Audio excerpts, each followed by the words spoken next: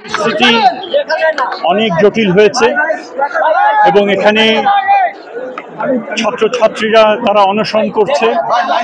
গতকাল বেশ কয়েকজন অসুস্থ হয়ে পড়েছে এই গরমের মধ্যে এবং আমি তাদের জন্য ভীষণ রকমভাবে শঙ্কিত। আমার মনে হয়েছে আমি এসে তাদেরকে বোঝাই, এটুকুই বোঝাই যে আমরা গতকাল যে সিদ্ধান্ত নিয়েছি, একটা কমিটি, তিনজনের একটা কমিটি, যেখানে দুজন ইউজিসির মেম্বার আছেন, মন্ত্রণালয়ের প্রতিনিধি আছেন, তারা সার্বিকভাবে পুরো জিনিসটা পর্যবেক্ষণ করে তারা একটা আমাদেরকে দেবেন, সাজেশন দেবেন, রেকমেন্ডেশন দেবেন এবং সেই হিসেবে আমাদের পরবর্তী যে কর্মপন্থা সেটা আমরা নির্ধারণ করব। এটা অত্যন্ত দুঃখের বিষয় যে পরিস্থিতি এই পর্যায়ে এসে গেছে যেখানে ছাত্রদেরকে অনশন করতে হচ্ছে।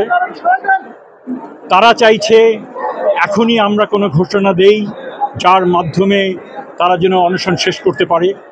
আমি তাদেরকে বোঝাতে চেষ্টা করেছি যে আইনের কিছু বিষয় রয়েছে, আমরা যাই করি না কেন সেটা আইন দ্বারা নির্দিষ্ট হতে হবে এবং এই বিশ্ববিদ্যালয় পরিচালনার জন্য নির্দিষ্ট আইন রয়েছে এবং সেই আইনের মধ্যে থেকেই আমাদের যে ইনকোয়ারি কমিটি, অত্যন্ত কম্পিটেন্ট ইনকোয়ারি কমিটি, তারা সেই আইনের মধ্যে থেকেই তারা সুপারিশ করবেন বলে আমরা আশা করছি এবং সুপারিশটা পাওয়ার সাথেই আমরা চেষ্টা করব যত দ্রুত সেটা কার্যকর করা যায়। এখানে আমাদের দিক থেকে তাদের দিক থেকে একটা সন্দেহ প্রকাশ করা হয়েছিল, যেটা আমার মনে হয়েছে যে বিভিন্ন সময় তো ইনকোয়ারি কমিটি হয়, এসে বলেন তারা করবেন, পরবর্তীকালে রিপোর্টও পাওয়া যায় না, কার্যকর ভূমিকা তো দূরের কথা। আমি তাদেরকে নিশ্চিত করেছি এবং তারা কেউ ওনারা বলেছেন এবং সঙ্গত কারণেই বলেছেন যে শাহজালাল বিশ্ববিদ্যালয়ে যখন তাদের অনশন ভাঙা হলো তখন পরবর্তীকালে তো তাদের জন্য কিছু করা হলো না।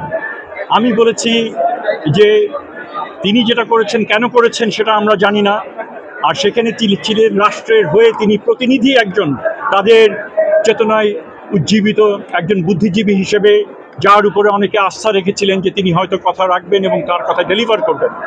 সেটা তিনি করেন না, এটা তার বিষয়, এখানে আমার কিছু বলার নেই। আর আমি এখানে নিজের দায়িত্বপ্রাপ্ত উপদেষ্টা হিসেবে আমি তোমাদের কাছে এসেছি। আমি তোমাদেরকে বলতে পারি যে সিদ্ধান্ত হবে, যে রিকমেন্ডেশন হবে, সেটা আমরা বিবেচনা করে যে সিদ্ধান্ত আমরা নেব সেটা অতি দ্রুত সেই সিদ্ধান্ত আমরা বাস্তবায়ন করব এবং আমি এটাও তাদের সাথে একমত হয়েছি যে তোমাদের এই যে একটা সন্দেহ, এটা অত্যন্ত বাস্তব ভিত্তিক সন্দেহ, কিন্তু আমি কি দাবি করব তার উপরে না, আমার কাজ দেখে তোমরা তখন জাজ করো যে ওই প্রতিশ্রুতি আর এই প্রতিশ্রুতির মধ্যে কোনো পার্থক্য হবে কিনা।